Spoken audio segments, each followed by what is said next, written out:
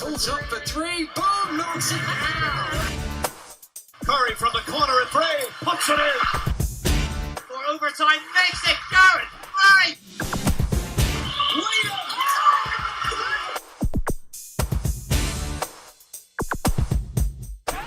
Welcome to this edition of the MVP cast from me, Mark Woods. My guest is one of the leading lights in the WBBL, but with a deep involvement in basketball off the court on top. She's a central figure for Nottingham Wildcats, a member of the England team that took silver at this year's Commonwealth Games, and a Great Britain international. Siobhán Prior, thanks for joining us on the MVP cast. Right, thanks for having me. You have described yourself as a basketballaholic. And I guess, you know, your mother Pauline played for England. I remember playing in the league for Ronda Rebels. Your dad Chris was a coach. You know, still involved with the Wildcats as chair of the trust. Is that where the basketball holicism, is that the word? Basketbolicism comes from? Yeah, sounds like I never really had a choice when you put it that way. I think I was lucky that I kind of grew up in a family where basketball was, you know, really, really important, and I was able to grow up at Wildcats in a club structure, in a family structure that was just really enriching, and you know, I had role models everywhere. I had people looking out for me everywhere, and it was just a really nice environment. And I did do other things. My parents wanted to make sure that I had other interests so that I could choose when the time came what it was that I wanted to do. So I never felt forced to do it. It just felt like the natural thing to do, really.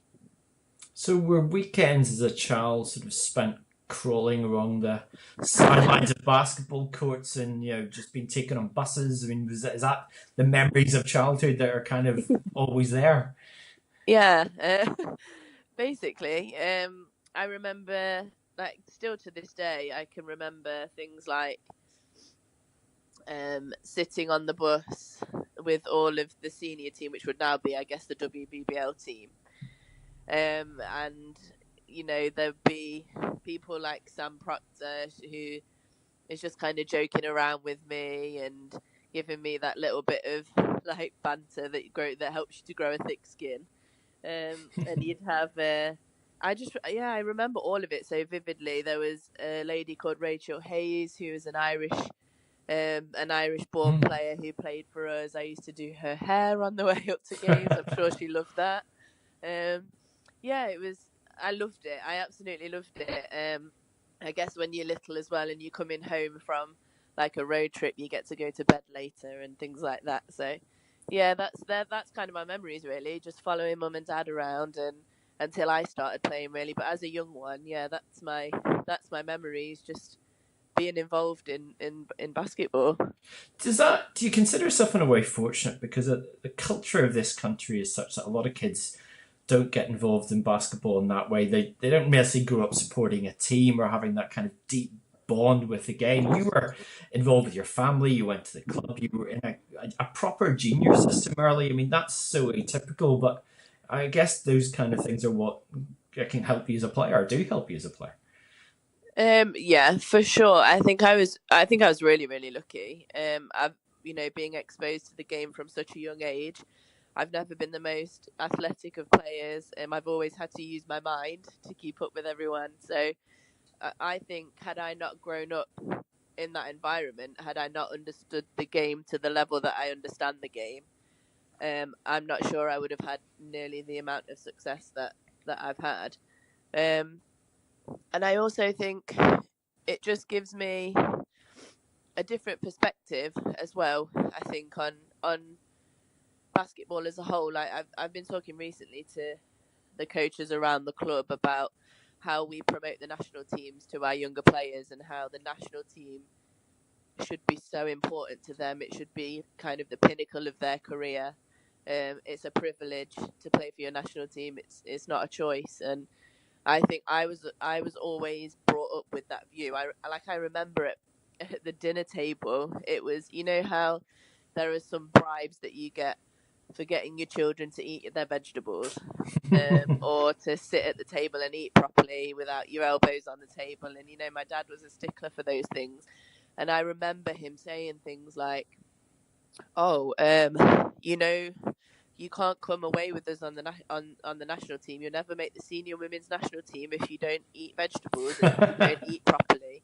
And I remember him saying things like that and alluding to players like he would say, "Well, Tracy Killingly, she eats broccoli," and it, and that was kind of the environment that I grew up in. So to play for the national team for me, it was, no matter what I'd done personally, was like the absolute like ultimate goal. And I think it's something that I really want to try and recreate within our club. I think it's already there, but I'd just like it to be even more so now when the kids have just got so many other things and ambitions that they want to do, and that's great. And I really advocate that as well. But I just don't want them to lose sight of how important national teams are. So you ate a lot of carrots, you're saying, as a kid, and I broccoli. was forced to. Yeah.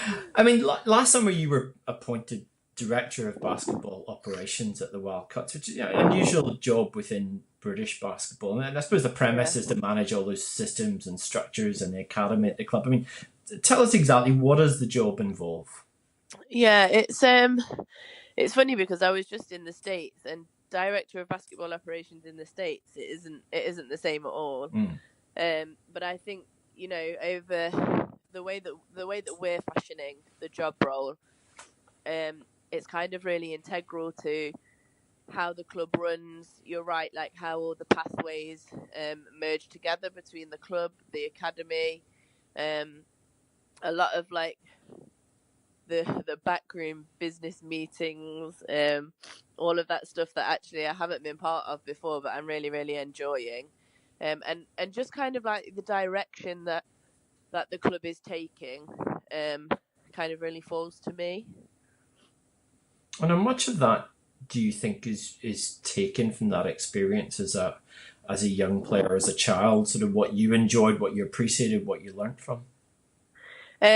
Yeah, I think it's massive in why I got the job, because I'm pretty proud of what I've achieved basketball wise as a player. I understand the game as a coach. I'm a qualified teacher. I think I've got a lot of credentials that that if I hadn't had the history that I've had at Wildcats, would have stood me in good stead for this job anyway. But I think really the main part of it is who is going to love this club more, who's always going to put this club ahead of themselves, ahead of everything else, and put the kids at this club at the centre of everything.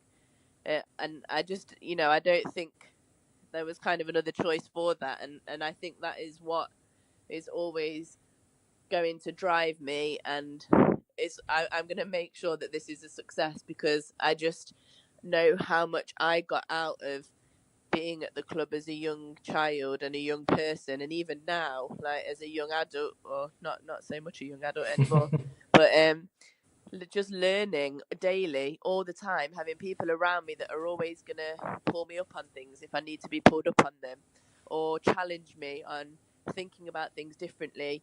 And I just know how much I've grown from being part of the club, and that's what I want to give to all of the players that kind of come through our doors, whether it be through the academy doors, the club doors, whether they just come through to use the arena. I kind of want it. I want it to be the same thing. I want that direction to be the same, that every person comes into this place and they get better as a player, but first and foremost, they learn how to be a better person. I mean, we talk a lot about arenas in this country. Obviously, Leicester is the kind of example that everyone's looking at. But Wildcats were really one of the first clubs to kind of manage their own premises. You've got the building. In practical terms, what is the benefit, or the biggest benefit of having that real estate there to use? Yeah, it is massive. I think very early, Dad kind of realised that if we are going to be self-sufficient, we have to have a way of making revenue that is steady and that we can rely on. And the arena is just huge for that. So the way that the structure is that the Wildcats is run by a charitable trust, and the arena is kind of there to service that trust. So any of the money that we make, it goes back into the trust, which goes back into like the projects that we run, the clubs that we run to help young people in the area.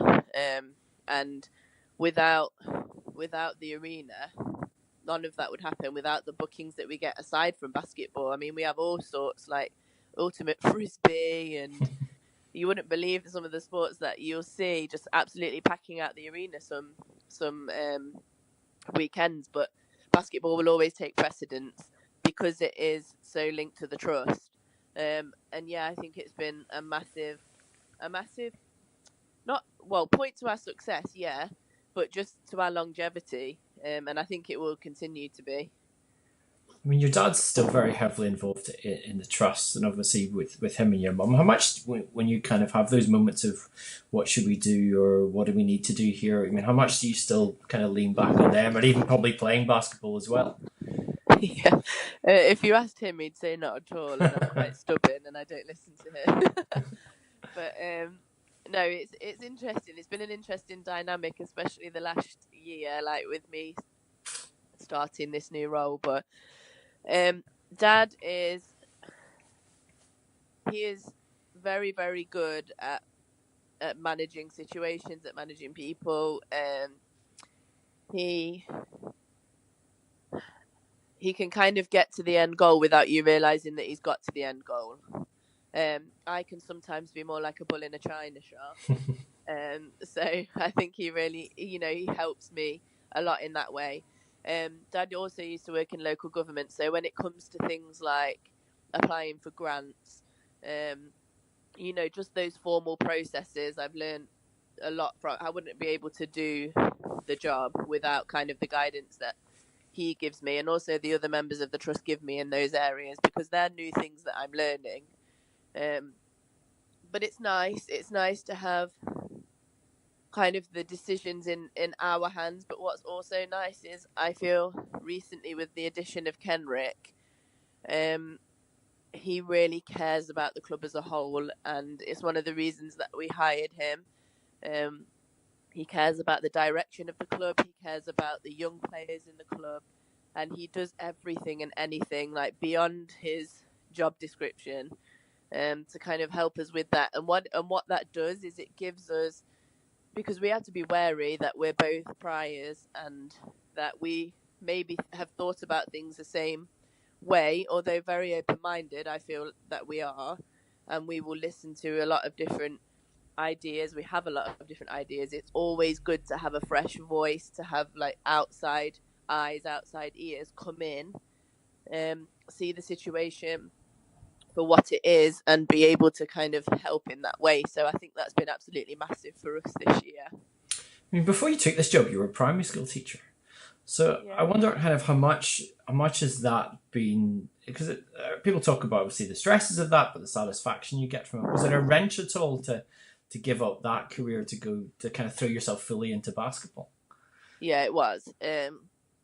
Look, don't get me wrong, as soon as the opportunity came for me to be involved in basketball fully, outside of playing, I would have taken it. Basketball is my love. It's my first love. It's what I'll always, I'll always go back to. But it was difficult because, teaching is something, it's not something that you go in 9 to 5. It's not that kind of job. It's, you go because you love it. You take the stress, the hours at home working, because you love the kids, and you want them to do well, and you know that you're an instrumental part in how well they do. So when it comes to the kids and the time with them and the impact that I felt I was having on them, I do miss it a lot. But I think I still can have that impact in this new role, just instead of using education as the vehicle, we're now using basketball. One of the campaigns that, if we can call it a campaign, you've been involved with is this campaign called I Am Hijabi. And it's a sort of national drive in a way to get especially young Muslim girls, but young girls in general, to play sports. From getting involved with that, what do you think the barriers are that still probably need to be lifted or better explained, perhaps? Of getting Muslim girls into sport, or just and girls in general, but Muslim girls, I suppose, as well.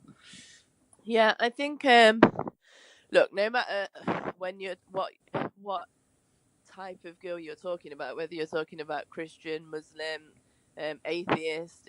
Women, unfortunately, females in this society are, and I don't think people want to think that this is still the case, but there are, like underlying currents as to how we should behave and how we should act and what is the right thing to do for a woman. Like, for example, I'm nearly 32. I haven't got kids. I'm not married. I'm in a really stable relationship that will happen in this relationship, and I know that will. But I've chosen, or we've chosen, for that not to be the case because of the things that both of us, and especially me, the last couple of years have wanted to pursue. And I think that, and I still get comment, well, when are you having kids? When are you going to give your parents grandchildren? And I still get that, and I don't not want to.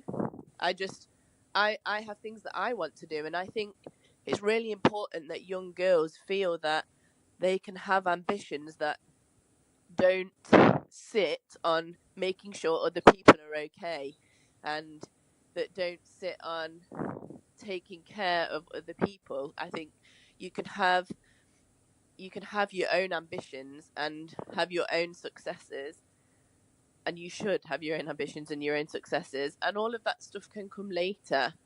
And I think it's just about, and we talk about it within inner city kids as well, females and males, just kind of raising like their aspirations and their ambitions of what it is they can actually achieve. And sport, especially basketball, is just a massive driver in that field, because I mean, what better vehicle to show people that how they can fail, how they can succeed, how they need to be able to learn to fail to succeed. So I think behind like I Am Hajubi is really just the message that you can do this and you should do this because you're a girl, or because you're a person just like that boy is next to you that wants to be a professional footballer. Like, it's okay for you to want to do something in sport, or it's okay for you to just do sport and meet new people and grow your confidence, and to learn that you can use sport in so many different ways. You don't have to win a silver medal at the Commonwealth Games to get out of sport what I've got out of it. You can just go along and play with your friends in the local league every week and still get the same amount out of it, and the same lessons out of it. So I think that's kind of the main message, really, and it is really important to me to do stuff for young girls, for young women, especially like in the sporting arena. How much do you find the time is spent, not even sometimes just explaining that idea to kids or getting kids buying into that idea, but getting the parents to buy into the fact that they should let their kids do this rather than going, oh, it's a waste of time, or they have other priorities in life? Yeah, I think we do get that a lot, actually. So when we talk about kind of the Muslim girls, sometimes, like in my school that I worked in my primary school, I think it was like 60% Muslim children, and that's what really gave me the inspiration to start working with that group. And we did sometimes get some families, and I think it would be the same, in like a really traditional Christian family or any other religion, where kind of a woman is expected to do certain things. And it did that conversation, that did become a conversation that we had to have. And again, it's the same with girls and boys. When you're trying to push sport in this way, a lot of people can see it as an unrealistic goal. And I was really lucky when I was young, because I told my parents I wanted to go to the States, I wanted to do this and that with basketball, and never once did they say, oh, well, what if that doesn't work?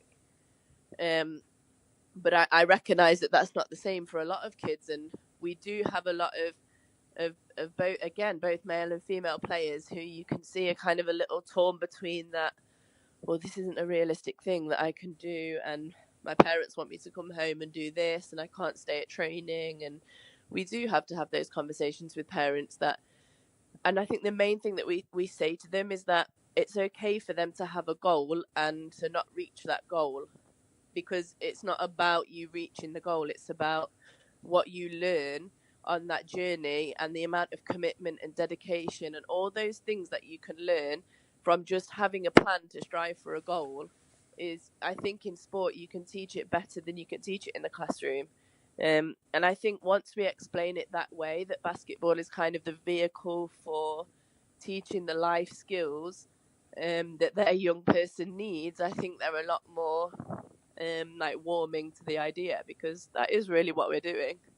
Is that? I mean, do you often find that's a tough conversation that you have to have? Because if parents are kind of against it, or a lot of parents just say, we'd rather they just did academics or studied or whatever. I mean, what's the kind of, I don't want to say the failure rate from that, but what sort of points do you reach where you have to kind of step away? Yeah, we have a rule. So obviously, if you're going to commit to the team, you commit to the team. However, if there's a family thing, a school thing that happen, that always takes precedence. So family and school comes first, and then basketball should be your main priority after those two things. And generally, we do that because we believe in it, not because we want the kids as much of the time as possible. But generally, that has worked. We do still get those situations where we would like a child to be more committed than they maybe are. And the reason that they're not is because parents kind of haven't bought in yet, or, they're the parents that aren't usually around, like driving the players to the games and things like that. Maybe because they can't be, or just maybe because they don't choose to be. But often, I think this is the other thing with having the arena, is that once those parents are around, and if they have time to be able to be around, I think it's almost like infectious. When you walk in there, you can just see like the cogs turn, and you can see in motion what we're trying to tell them verbally. And I think that sometimes is a bit of a buffer. We don't usually have to kind of have really serious conversations, because once they see it, they can kind of understand.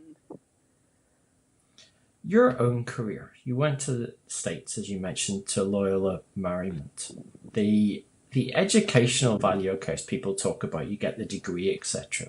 Yeah. But I guess the thing that people often forget, and when I've talked to kids or parents about scholarships, the one thing I suppose that's overlooked is the kind of cultural, life-expanding experience of it all. For you, even, I mean, you grew up in basketball, so it wasn't really something novel to you, but what did you take from kind of culturally being able to go to a different environment, and maybe even now be able to bring some of that knowledge back into what you're doing? Yeah, I mean, I think culturally, like in basketball, it's a completely different world. Even now, I think we're getting closer to it. But I think even now, it's just, for me, the biggest thing that hit me was just kind of like the professionalism of it all. I'll never forget, and my coach apparently always tells this story on recruiting visits, that I walked into the locker room like on my first day, and coach showed me to my locker, and he said, "This is your locker. It'll be your locker for 4 years." And blah blah blah blah blah. And in this locker was just a heap of gear. There was t-shirts and travel suits and trainers and socks and sports bras, all the rest of it. And my assistant coach saw me looking at the stuff, and she said, "Oh, don't worry." And I was like, "Worry about what?" And she said, "You do get more than one pair of basketball shoes. Just whenever you finish them, just ask me for a new pair and I'll give it to you." And my coach said that he could, like, if he could have taken a picture of my face and shown it to like other, he says, American recruits, to show how grateful that I was. Like, I couldn't believe what she was saying. I'm like, I was not even thinking about that at all. I was thinking about the fact that you've just given me like $500 worth of stuff for free. And I think that's one of the biggest things that hit me when I went there, was like the professionalism. And also, I think it's where I really learned like my stickler for details, and how important details are, and when the details are put in place at the right time in the right space, it can really kind of create success. So I think for me, like culturally, basketball wise, that was the biggest thing.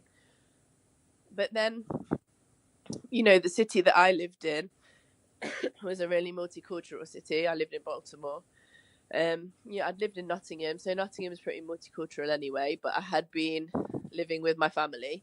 Here I was living independently out on my own, able to do and make the choices that I wanted to make. And I think no matter where you go for university, just being on your own, you learn a lot about who you are and who you want to be and who you kind of want to fashion yourself into being. And I think the States was a big part of that. I was there when Obama got elected for the first time. I went with my friend when she voted for him.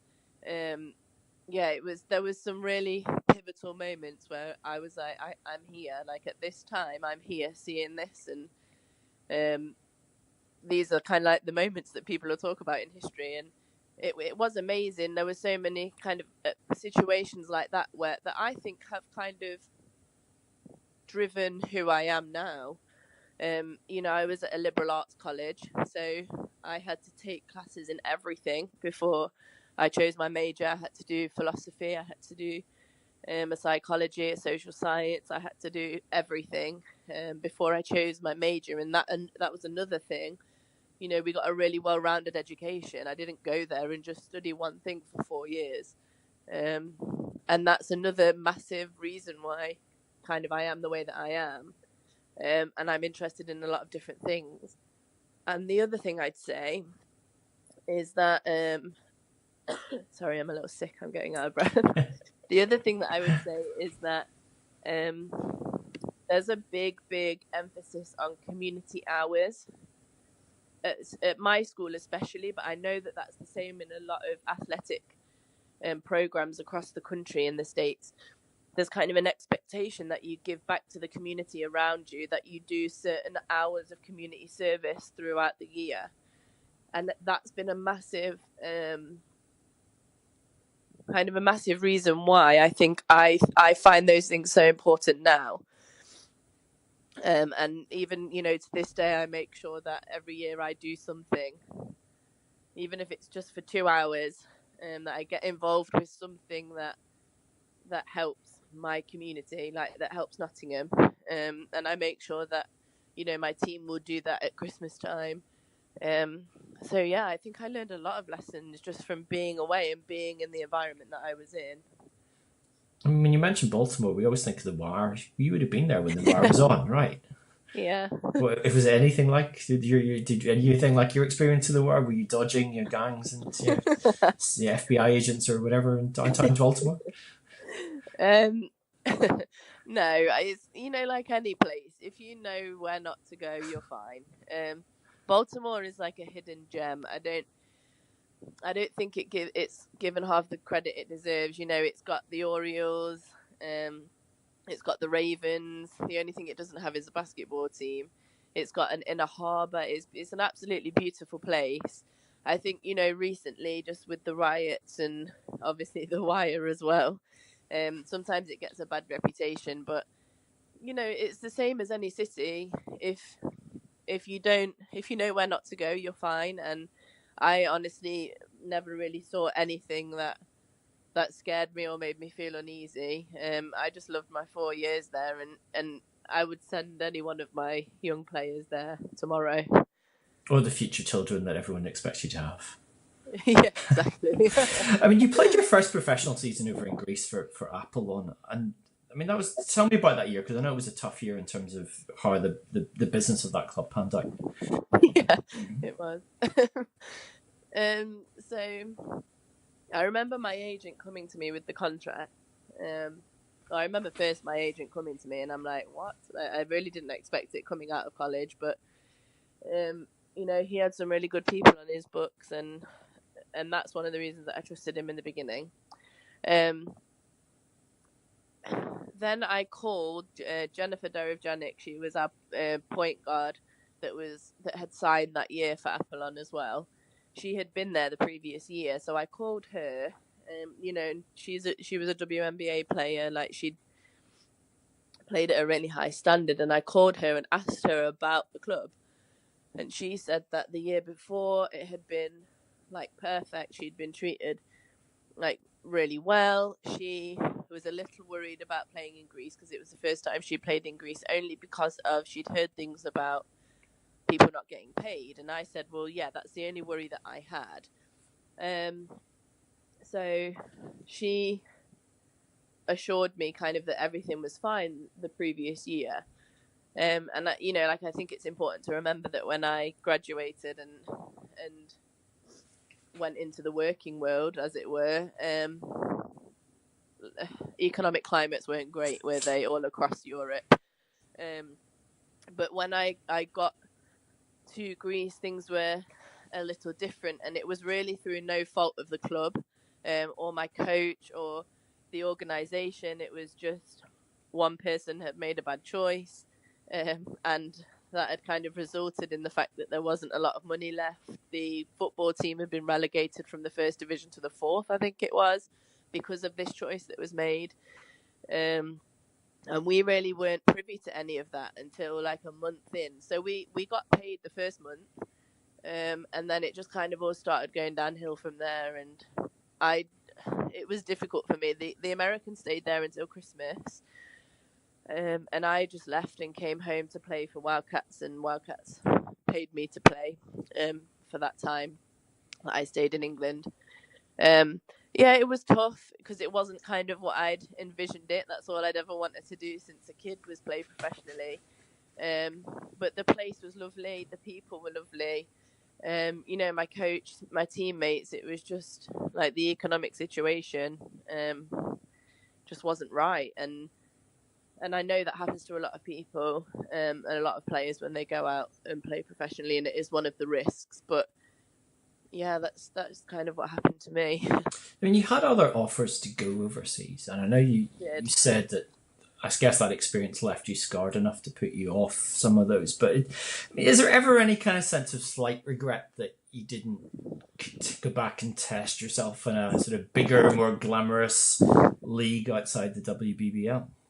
Yeah, I think I wouldn't say regret, because I don't regret anything. I think as I get older, I'm a kind of firm believer in what happens to you is supposed to happen to you, and the choices that you make, even if they're not the right choice at the time, they always come to be the right choice. So, but I do think if I had my time over again, because I even remember sitting with my dad and Mark Clark, and I'd been given this offer to Liga Dia in Spain, and I didn't want to take it. And I remember talking to, and Mark was saying, you know, why, this is a good team. It could be a really good, you know, spot for you, especially after last year, and you know what you went through last year. So, and I think I told him what I told him was that I didn't want to play in Division 2, and that wasn't really the reason. I massively respected Division 2 in Spain, like. It wasn't the real reason. I think the real reason was that I was just a little bit frightened. I was frightened because of what had happened the first year, the kind of the place that I'd had to live in, and the pitfalls of everything. That I just didn't want to go back out there, and that was sort of, you know, the excuse that I gave at the time. It's interesting now as well, because when I go to GB camp and I talk to the girls, and they talk to, when we have like younger players come into camp, and they'll talk to them about their first year pro, and if you can get through your first year pro and like continue with it, you'll be fine. Kind of a little bit like when you go to the States, if you can get through your freshman year, you'll be absolutely fine. And so I think kind of just talking to them and realizing that actually everybody kind of went through that their first year, or if they didn't, they were very lucky. I probably would have stuck with it a little more, but I didn't, and you know, my life kind of took a different path, but I'm still really happy with everything that I did achieve and kind of the path that it took. I mean, you still been able to get into the GB team, even playing in the WBBL. I suppose it's a good time to maybe talk about Saturday night, because GB beating Greece by 2 points. You were commentating on the game. Of course, if GB had won by 3, they'd have automatically qualified for EuroBasket 2019. Now the girls have to beat Portugal on Wednesday evening in Manchester to reach the finals. I mean, first of all, assess that performance against the Greeks. Unbelievable, wasn't it? Yeah, I don't think I've ever seen us shoot so well. We were just class. Like, I think from everyone that came on, like from the bench players all the way to the starters, everybody kind of knew their role. They'd accepted their role. They knew scouting report, and they really just took the responsibility of taking every moment that they were given and shining in the moment. I think there was a few like standout performances. Like you can't not mention Jo. Like she's always. I mean, I've had like the privilege of playing with Jo since we were younger because we're both 87 born. But she really put the team in those important moments, put the team on her back, and led just like Jo does. But like again, you could go on for hours. Like Carly, Georgia, Chantel, like the shots that they made again, like just massive shots. That if they hadn't have made them in those moments, the game could have been completely different. And had especially that first half, had we not come out the way we'd come out, executed defensively the way we did, I think they were kind of stunted. They didn't really know what to do in the first half, Greece. And I just think it's testament to the preparation and to Chema and how well he prepares for those teams, and to the girls for doing what they did, because you can be prepared all you want, but if you can't do it when it matters, the preparation doesn't count for anything. And they really did, and it was really good to see. I mean, GB is going to be the outstanding favourite against the Portuguese, especially with home advantage. I mean, how important do you think, working at right down to the grassroots level that you do, how important is it going to be for the sport, for the GB programme, for the WBBL, that after all the upheavals that we've seen over the past 12, 18 months, that those players seal the deal and make it through to EuroBasket Women? Yeah, it's massive. I think they will, just for the record. So I think, but above anything, I think because they deserve it, like above kind of talking about grassroots level and everything else, that group of players, that staff, they just massively deserve it, because I can't explain to you how, I don't know how he does it, but that environment that Chema has fashioned, the positive environment, he doesn't allow for any negativity. There's never a moment where a player is bigger than the team. Everybody is there to play for GB. Everybody has pride to play for GB, and he's created that environment. And the girls thrive in it. It's a great environment to be part of. And I think above all else, as a team and as a staff, it's winning on Wednesday is what we deserve. But then obviously, if you look at the ramifications from that win, they're massive. You never know what can happen at a EuroBasket. I mean, we've just beat Greece. They came fourth in the last EuroBasket. So I think, getting over this hurdle on Wednesday and then just giving ourselves the chance to prove ourselves again on a big stage. And I think, again, the players that we have are able to produce on that stage. The ramifications for that could be massive. They really could. Last topic. This Sunday, quarterfinals of the WBBL Cup. Wildcats at home against Manchester Mystics. You guys are the holders. Does that change the urgency at all? Not really. I suppose it's in the back of your mind. The cup's there as you walk in the foyer, but I just think I just take it, and I know that Kenrick and the rest of our team will take it. It's another game. You look at these like cup competitions as little 3-game tournaments within your league. They're a nice little break from league play, and we'll be just looking at it as this is the first game out of 3 that we have to win the whole thing. And again, we'll just be focusing on what we need to do. We will look a little bit at Manchester and what we have to do to kind of beat them and to slow down the things that really help them to be successful. But really, I don't think if you think about the end goal too much, you get distracted, and it takes your attention away from the little things you need to do to reach that end goal. So I think really we'll just, have a good week of practice. We'll focus on what it is that we need to focus on as a team. And then one win at a time, hopefully we can lift the cup again. And sniffles notwithstanding, will you be back for the game? I know, I sound awful, don't I? I'm so out of breath. Honestly, all I'm doing is pacing up and down in my living room. Yeah, I hope to be. It depends on what the physio says regarding my ankle. I've had an ankle injury, and as I'm older, it's a lot more difficult to get back from than it was when I was younger. So yeah, depending on what he says, I'm really hoping to train this week. Yeah, and then I can't really go against him because the physio is my partner, so might cause a bit of a domestic. But at least you make sure you've got 24/7 care. Yeah, if I listen to him, I don't always listen to him. Oh, tough times at home. But we will be listening to you for certain on Wednesday night, 7 p.m, GB against Portugal, to listen to Siobhán and the commentary team on via MVP247.com. But fingers crossed for GB. Fingers crossed for your comeback this weekend. Siobhán Prior, thank you very much for coming on the MVP cast, and good luck for the rest of the season. No, thank you. Thanks for having me. That's it for this edition. We're available to listen via iTunes, via Stitcher, on Spotify, or via your smart devices on TuneIn Radio, or you can stream via MVP247.com. Just click on the podcast page. You can also pick up our recent chats with the likes of Dante Nicholas and Ramon Fletcher. Coming up next week, we'll have a really fascinating conversation with Gareth Maguire, who's the man behind this month's College Basketball Classic over in Belfast. But for now, from me, Mark Woods, thanks for listening, and it's goodbye.